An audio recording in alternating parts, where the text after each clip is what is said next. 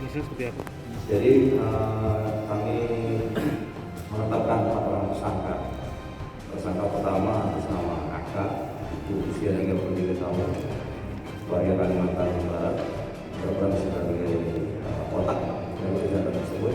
Kemudian yang kedua, saudara AA, usia 33 tahun, karyawan swasta, alamat di Kecamatan Cipayung, Kota Jakarta Timur. Kemudian yang ketiga, tersangka D, usia 37 tahun, swasta, alamat di Kecamatan Pasar Rebo, Kota Jakarta Timur.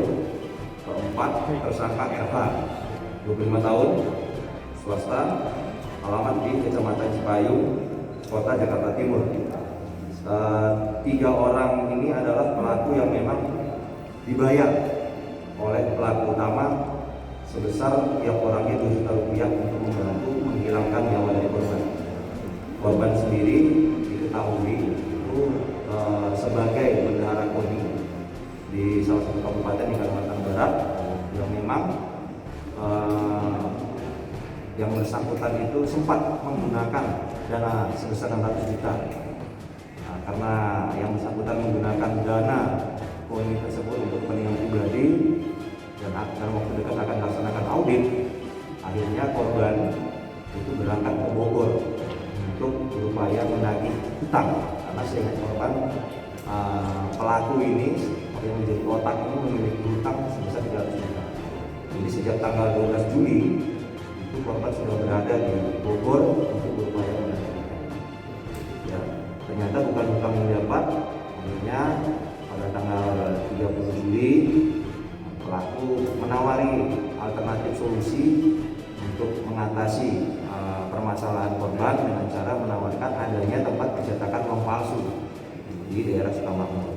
Namun karena korban ini adalah orang baru, pelaku mensyaratkan untuk bisa ke tempat tersebut korban harus mau ditutup matanya dan diikat tangannya. Bahkan untuk meyakinkan korban, itu salah satu pelaku juga yang ikut dalam satu mobil berpura-pura tidak mau diikat tangannya dan ditutup matanya.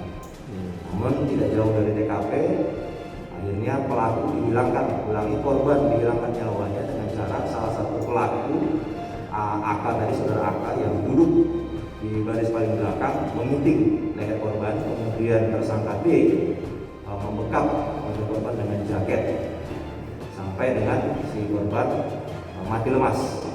Untuk lebih memastikan lagi bahwa korban benar-benar mati, kemudian tersangka AK ini memerintahkan kepada tersangka RH untuk menjerat leher korban menggunakan 3 ripet yang tadi digunakan untuk seolah dia terikat, tapi digunakan untuk menjerat leher korban untuk memastikan bahwa korban benar-benar mati. Selanjutnya korban dibuang oleh tersangka AK, tersangka RH dan D itu di jembatan Jalan Arsakari di daerah Desa Sukawangi, Kecamatan Sukamakmur. Dari para pelaku itu ditangkap di mana?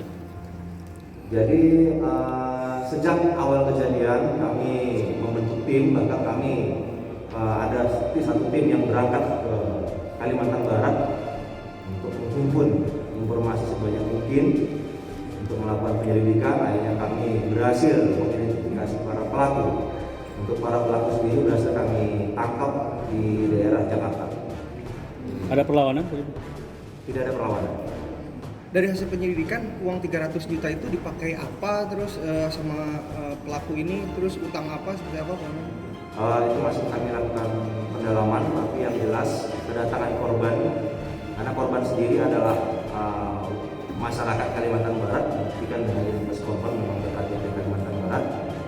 Jadi keberadaannya ke Bogor sendiri itu ya memang tujuannya untuk menagih hutangnya, mengingat dalam waktu dekat korban akan jauh.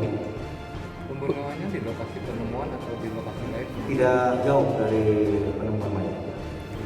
Korban sama pelaku ini punya hubungan sebelumnya atau hubungan bisnis atau apa sih? Nah, jadi tersangka utama yang berperan sebagai otak ini sama-sama berKTP Kalimantan Barat dan juga kenal baik dalam ini ya kebetulan korban dan pelaku ini sama-sama berkecimpung di profesi dunia tinju. Petinju juga atau pelatih? Yang mana? Yang pelaku utama petinju atau pelatih tinju? Atlet tinju. pernah menjadi tertinggi. di teks. Iya. Oke, sip. Dan, nuhun, Dan.